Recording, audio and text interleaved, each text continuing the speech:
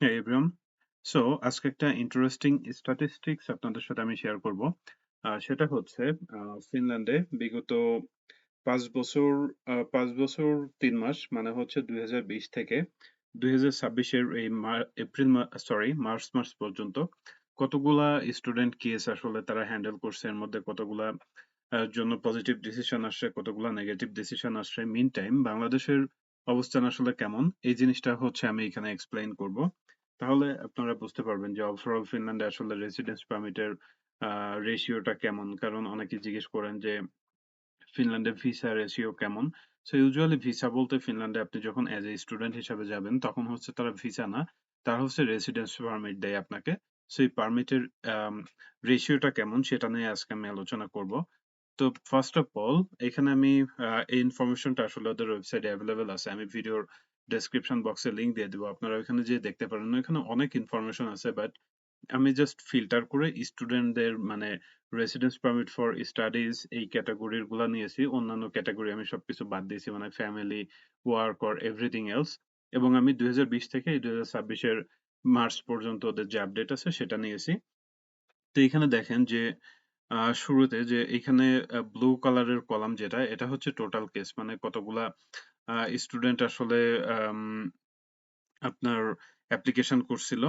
আর orange যেটা, এটা হচ্ছে কতগুলা কেস আসলে তারা অ্যাপ্রুভ করছিল, মানে পজিটিভ ডিসিশন কতজন পেয়েছিল। আর এই গ্রিন কালার যেটা, এটা হচ্ছে কতজন নেগেটিভ ডিসিশন পেয়েছিল এটা। তো 2020 সালে টোটাল 3,785 জন স্টুডেন্ট পারমিটের জন্য অ্যাপ্লাই করছিল, এর মধ্যে 3,234 জন আসলে পজিটিভ ডিসিশন পেয়েছিল এবং 470 জন নেগেটিভ ডিসিশন পেয়েছিল। এর মধ্যে কিছু ডিসমিসাল কেস ছিল, মানে কোনো আপডেট ছিল না, সেগুলো আমি স্কিপ করে গেছি, আমি জাস্ট এই পজিটিভ নেগেটিভ এর এটা রাখছি। 2021 সালে সেটা 6,464 জন হচ্ছে এই রেসিডেন্স পারমিটের জন্য অ্যাপ্লাই করছিল, এর মধ্যে 5,978 জন পজিটিভ ডিসিশন পেয়েছিল এবং 381 জন নেগেটিভ ডিসিশন। এরপরে হচ্ছে 2022-এ সেটা যায় 9,253 জন টোটাল, আর পজিটিভ ডিসিশন পেয়েছিল 8,402 জন, নেগেটিভ ডিসিশন 481 জন।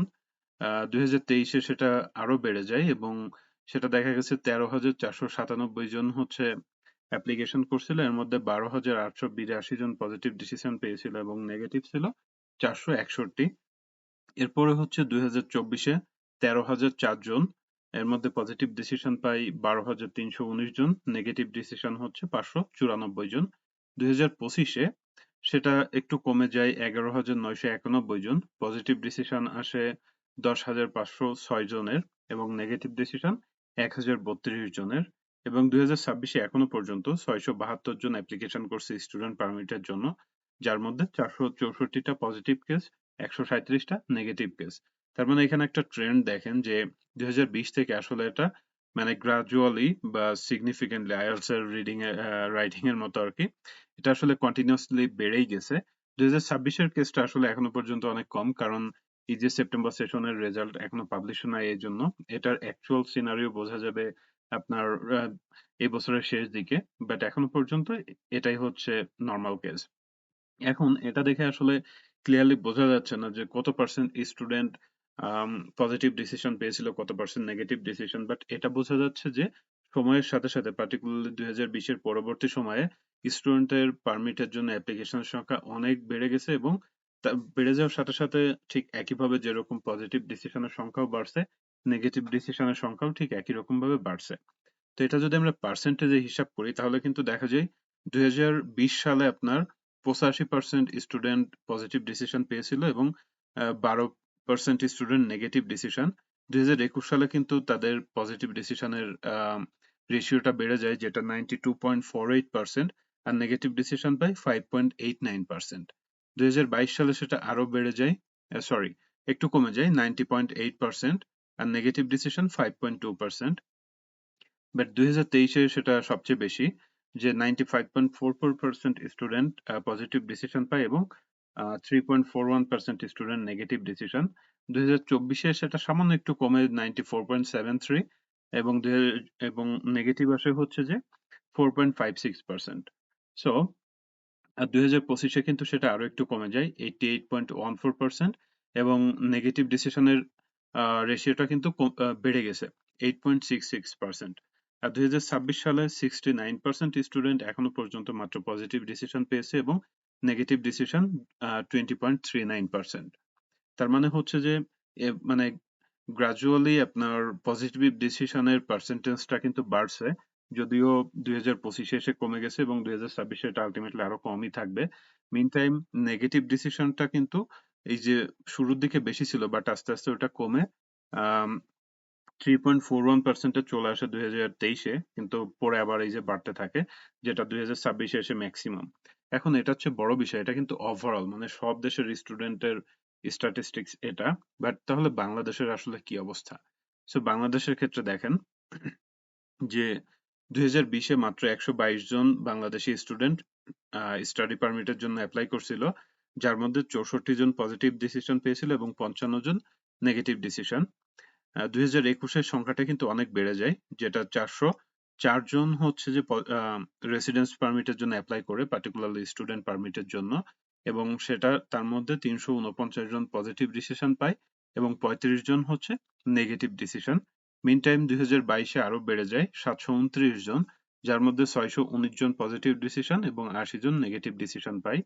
এবং 2023-এ এই বছর কিন্তু বাংলাদেশ থেকে সবচেয়ে বেশি স্টুডেন্ট গেছিল, মানে 2023-এ সবচেয়ে বেশি স্টুডেন্ট ফিনল্যান্ডে গেছিল বাংলাদেশ থেকে, যেখানে 1720 জন হচ্ছে যে আপনার স্টুডেন্ট পারমিটের জন্য অ্যাপ্লাই করে, যার মধ্যে 1630 জন পজিটিভ ডিসিশন পায় এবং 81 জন মাত্র নেগেটিভ ডিসিশন পায়। 2024-এ 1502 জন, একটু কমে যায়। এর মধ্যে 1418 জন পজিটিভ ডিসিশন এবং 82 জন নেগেটিভ ডিসিশন পায়। এরপরে 2025-এ হচ্ছে যে একটু কমে যায়, আরো কমে যায়।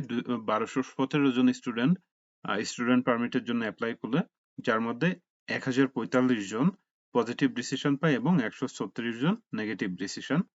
এবং এখনো পর্যন্ত 2026-এর এই মার্চ মাস পর্যন্ত 105 জন স্টুডেন্ট পারমিটের জন্য অ্যাপ্লাই করছে, যার মধ্যে 54 জন পজিটিভ ডিসিশন পেয়েছে এবং 43 জন নেগেটিভ ডিসিশন পাইছে।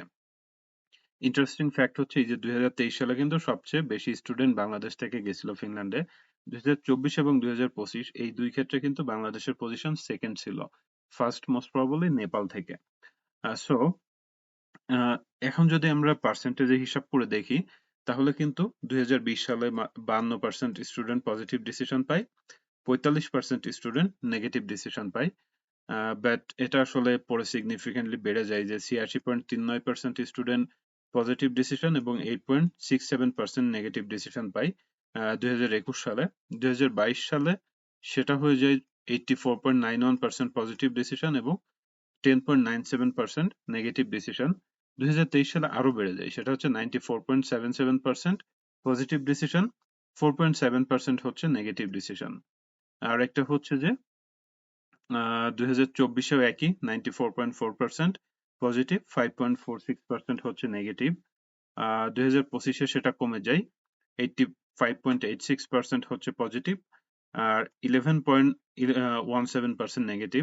বাট এখনো পর্যন্ত 2026 সালে এটা আসলে খুবই টেরিবল, সেটা হচ্ছে 51.42% পজিটিভ এবং 40.95% নেগেটিভ।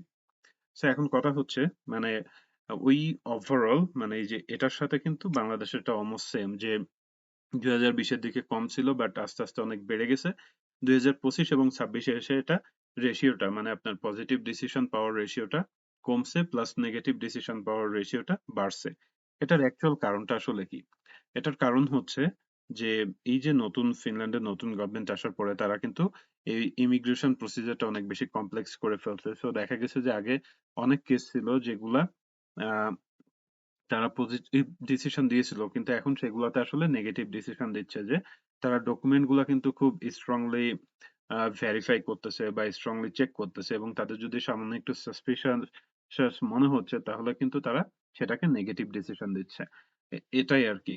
সো এই ক্ষেত্রে আপনারা যেটা করবেন, যারা এখন রেসিডেন্স পারমিটের জন্য অ্যাপ্লাই করতেছেন, অবশ্যই আপনাদের উচিত হবে যে পার্টিকুলারলি স্পন্সরশিপ রিলেটেড ডকুমেন্টস গুলা যেন ক্লিয়ার থাকে। কোনো ডকুমেন্ট নিয়ে যদি কোনো কনফিউশন থাকে, আপনাদের উচিত হবে বিভিন্ন গ্রুপ বা যারা ভালো এই বিষয়ে জানেন তাদের থেকে কথা বলে তারপরে হচ্ছে যে অ্যাপ্লিকেশনটা সাবমিট করা। আদারওয়াইজ দেখা যাবে যে আপনার সবকিছু ওকে থাকার পরেও আপনার ডিসিশনটা নেগেটিভ আসতেছে। কারণ তারা এখন খুব স্ট্রংলি বা আ খুব কি বলবো সতর্কতার সাথে ডকুমেন্ট গুলা স্ক্রুটিনাইজ করতেছে। এইজন্য অনেক কেস তারা নেগেটিভ ডিসিশনও দিচ্ছে। সো আজকে এতটুকুই। হোপফুলি যারা রেসিডেন্স পারমিটের প্রসেসিং করতেছেন তাদের জন্য ভিডিওটা একটু হেল্পফুল হবে যে আসলে ফিনল্যান্ডের ওভারঅল রেসিডেন্স পারমিটের সিনারিওটা কি পার্টিকুলারলি স্টুডেন্টদের ক্ষেত্রে।